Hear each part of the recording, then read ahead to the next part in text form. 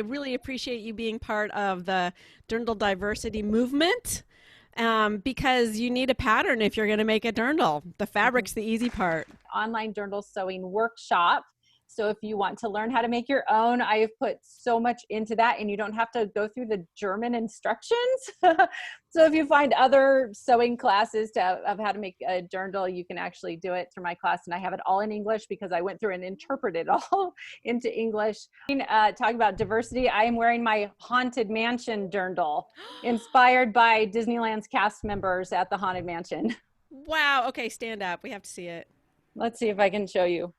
So I have a green skirt, the fabric from the cast members, and then my charm bracelet, the Charivari is from the Haunted Mansion, and I buckle. And so it's based on Disneyland's Haunted Mansion. That's the coolest thing. Diversity, dirndl diversity. Let's go. Brava. That's wonderful. On my website, there's a page for the Dirndl Diaspora. All you have to do is click on play, and you'll get to the play. And there's a poster of it. Here's some more about the event. There's a tip jar here if you want to help support the arts and the artists and this project. And you can get tickets through November 14th, I think. It might be coming down on the 15th or 16th.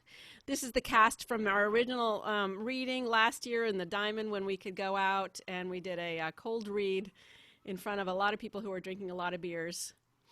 And then down at the bottom here are more dirndl resources, thanks to Jennifer, where you can find these wonderful dirndls. There's the little black dirndl, and there's the African dirndl. There's a bunch of different designers that are wonderful. These are some things from the show that you might see, and here's Jennifer's class. And dirndl nerds are going to love Jennifer's Pinterest board and both of your other blogs too. You have 2 blogs on making dirndls, so and you can find them right through the show page.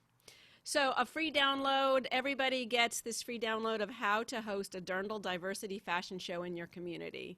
And it includes the thinking behind it and some of the particulars, and and also some great links and resources for how to create a collaborative event with different cultural communities.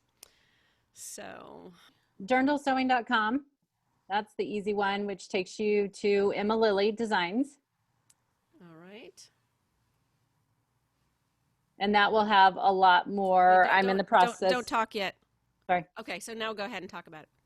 I'm in the process of creating a lot more articles discussing various aspects of the dirndl and how to create them and make them.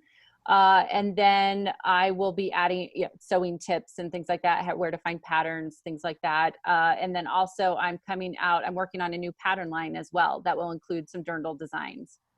That will be for offer. So hopefully that will be in production soon, and I'll have it available next year. Oh my gosh, this is so wonderful. So you have been dirndling around since when? For about 2.5 years now. Wow. I've been sewing for about 35 years and got into dirndls about 2.5, 3 years ago. I've known about them for a long time. I have long history of German heritage, so I love them. I've become obsessed with them. And then my other website is historicalsewing.com, which I've had for over 10 years in teaching historical costuming. So I add a lot of historical elements to my dirndls as well. So I have some dirndl information there, but it's very historical costume based. So it started through costume history, and then you sort of zeroed in on the dirndl as your great big passion here. Yes, and actually finding more everyday wear, because I love historical styles, but how do you wear them in a modern, everyday kind of setting? And I ended up on the dirndl for some reason, and it just was fortuitous. And so I'm trying to develop a look for a dirndl to wear it as everyday fashion as well as decorating for Oktoberfest. And you've seen the movie, you know the line about like it was yoga pants from the right, exactly. That's the casual, like because it developed out of the farm girl, yeah, kind of the farm countryside element, and then became fashion. Exactly. So, you also have a podcast here? I do have a historical sewing podcast. I have a dozen episodes or so Oh, that's on that. great. Oh, we can find right here. Oh, this is great. And I'm sure you're going to be doing a blog post on Dirndl diversity and Yes. the Dirndl diaspora. I can't wait to read that. I know just the person to talk to. Well, like I said, I'm wearing a Haunted Mansion inspired dirndl, so I'm all about diversity. And I'm actually finishing up in a USA flag. I'm finishing up a flag dirndl. Seriously? I Oh am, my gosh. yes. Only it's going to be the striped skirt and the star bodice, and I have a flag apron. So I'm celebrating my heritage. I'm German and I'm American. I've been here. My family's Oh been my here, but gosh. both sides came from Germany. So I'm celebrating both of my sides.